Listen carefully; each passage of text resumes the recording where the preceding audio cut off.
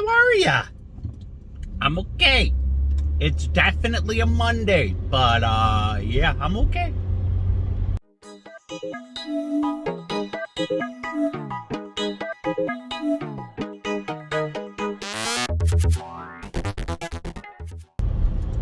Hi. So, we spent last week talking about the things going on in my life. We discussed, what did we talk about? So, did a general overview on Monday. Talked about all the loss in my life, the being a stay-at-home dad, the mental health. We talked about my teeth. This morning I posted one, just 3 or 4 little clips from the weekend. That was kind of fun to do. I'll do that more often. That was, yeah, just little updates.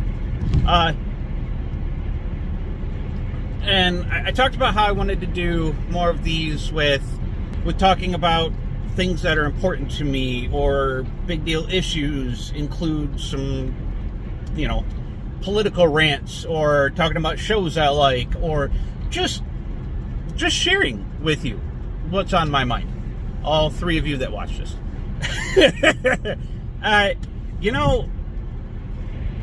Every great YouTuber, every great influencer, every great everything had to start somewhere. And if this turns into something more, awesome. If it doesn't turn into anything more, okay. I am enjoying doing it. It gives me something to do, gives me something to focus on, helps me process everything, helps me think things through better, work through everything. So, yeah, we'll keep going with this and see how it goes. Where do I want to go today? Like, what do I want to talk about? I mean, first off, Super Bowl halftime show last night was one of the best halftime shows I've ever seen in my entire life. I'm just saying. It was incredible. I mean, there's been some really good halftime shows, don't get me wrong. But just the way they did it, the way the stage was set up, the way, they had everybody moving and going, and the songs they did, and working together, and, I mean, Eminem freaking taking a knee. Come on. It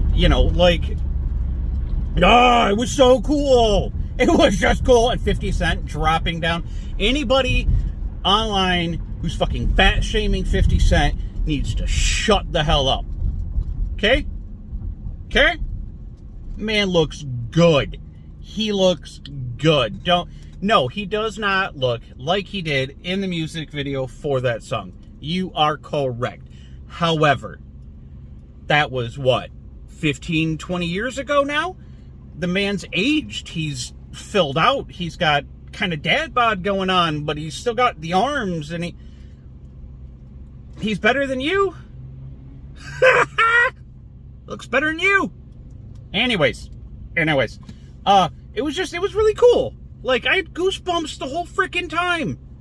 I talked about it in the Bird Sight podcast this morning. Not the Valentine's Day one, the other one. Just whole time. Just freaking goosebumps up and down my arms. It was amazing. I enjoyed it so much. I had so much fun watching that. And, my children just staring at me as I know every word to California Love. Like, I know Dre's part. If they'd have kept going, I know Tupac's part. That's why? Because that was my childhood. That was my teen years. That was such a big part of my life. Such a big part of how I became me. Then. I mean, it started the basis of who I am now. There's been a lot of iterations of me. Maybe that's what we'll talk about tomorrow. Different iterations of who I've been, and growing and becoming somebody new, and not hating yourself for changing. No, we're going to talk about it now. I got time. We're going to talk about it now. I have gone through so many iterations of who I am. Many different iterations of who I am. And I have found that all of them, there's been me at the core of it. But I can't stop adjusting myself to the world around me to fit better. I can't stop changing bits and pieces of me to match. So, you ever take a compatibility thing online, right? Like dating sites like OkCupid, right? That's how I met Paige. OkCupid. So you answer all these questions, and then if they answer the same questions, it compares, right? There's a question, it gives you a couple answers, you choose the one that fits you the most, then you choose which of those answers you would like your match to have, and how important that question is to you. Okay? So, something like, a big thing right now, vaccination. So, the question would be, do you believe in the vaccination? Yes, no. Which question is important for your partner to have? Yes or no? So, do I believe in the vaccination? Yes. Is it important for my partner to believe in the vaccination? Yes. How important is that to me? Very. Now, I could click yes and no, and then it's not that important to me. I don't care either way, right? Okay.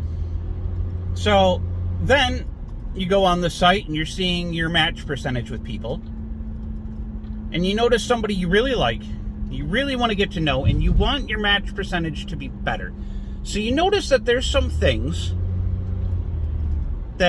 some answers you've given that you could change just a little bit, and it doesn't really change you. It doesn't really change how you feel about it, but it gives you a better match percentage with that person, so you change it. Right? I know I'm not the only one that's done that. I know I'm not the only one that's done that. You adjust that little bit just to pop that match percentage up a little bit so the person will be that much more interested in actually talking to you. Well, that is how I went about discovering myself growing up. I say growing up, I mean from as young as I have memory all the way up to my early 30s, right? Late 20s, early 30s. No, even up to a few years ago, really, mid-30s, because I'm at the end of my 30s. I would be talking with people, hanging out with people. I'd find a new group of friends or new people to hang around with, and there'd be things that they wouldn't like that I would just stop caring about because they didn't care about it. It wasn't that I changed who I am. I just didn't focus on that thing as much anymore because it didn't matter as much to me now.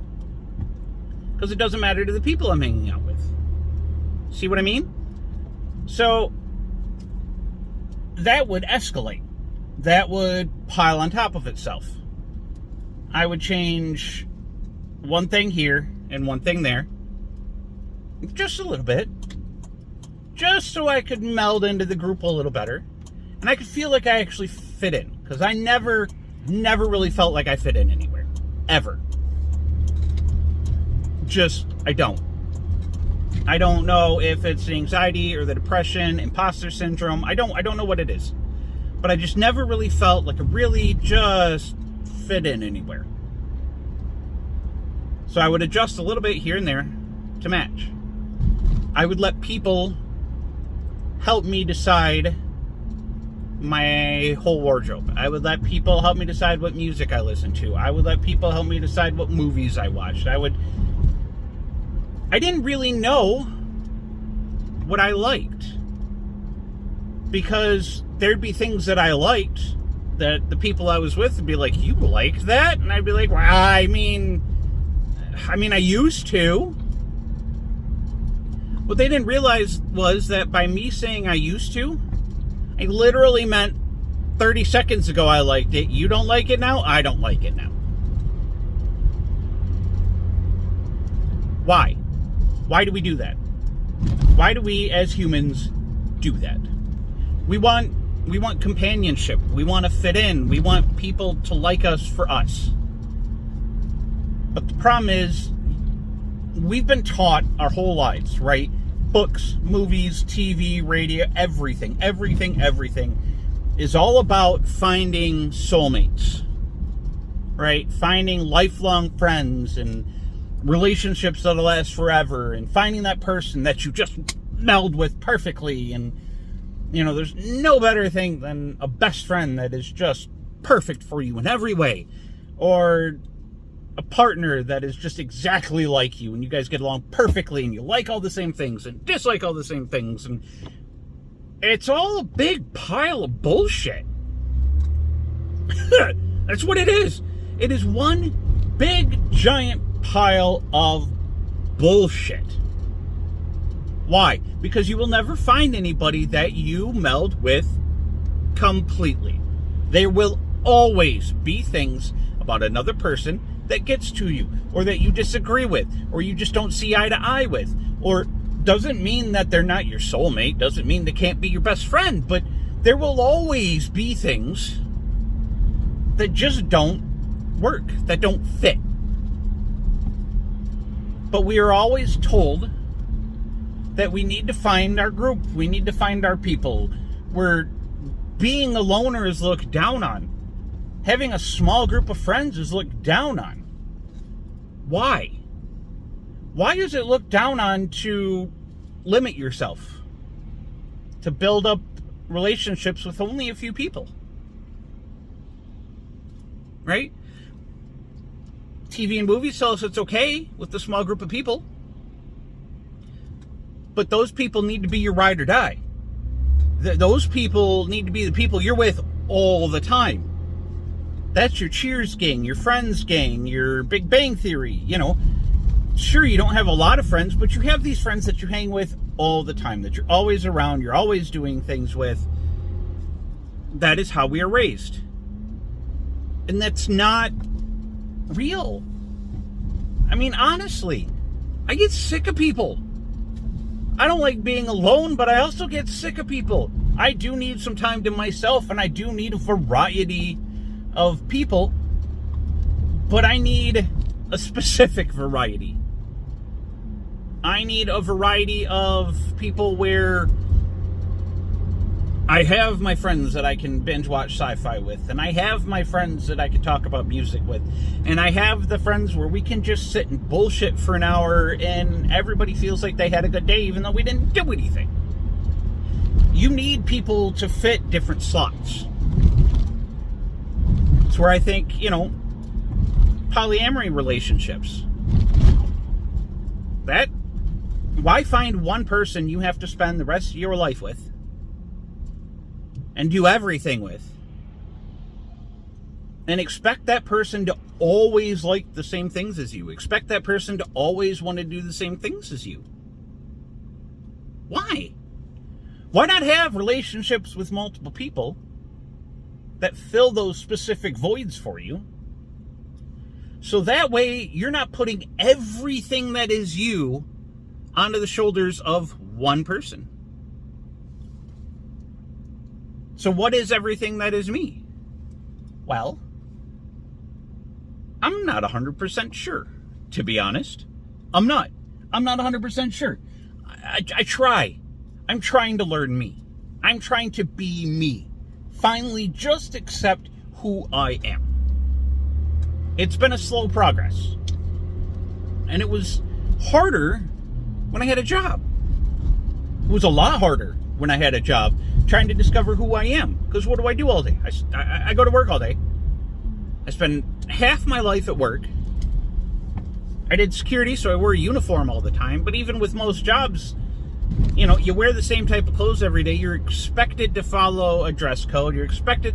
So what's the point in trying to change things up and learn who you are and who, what you want to do and all that, when your job tells you what you have to do? Your school tells you what you have to do.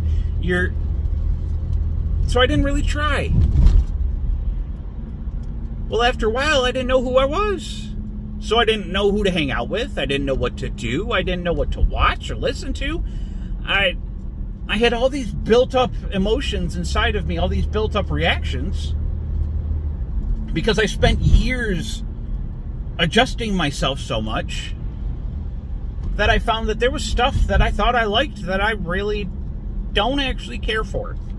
And things I felt guilty for liking that I realized I shouldn't feel so guilty. So as I'm trying to discover who I am, as I'm trying to figure out who the real me is, and all these different variations of me that have existed over the years, I'm now pushing 40. I'll be 40 in November. And I'm just now going, oh, well, who am I? What do I like? What do I want to do with my life? I'm almost about the halfway point of my life, and I don't know what I want to do. I don't know who I am. I don't know what I want to be. I'm trying. I did the hair. I got the ear piercings and the tattoos, and I'm wearing the wallet chains again, back to the bag of your jeans, and I'm trying to be me and listen to the music I want to listen to, and watch the shows I want to watch, and watch the movies I want to watch, and just be a fan of things that people aren't usually a fan of. Why? Because I enjoy it. There's no harm in it. I don't know. I've been rambling for a while. That's a big old window into my soul. I'm gonna just leave it at that. Like, subscribe, all the things. I will talk to y'all later. I love you all. And remember, you're not so alone.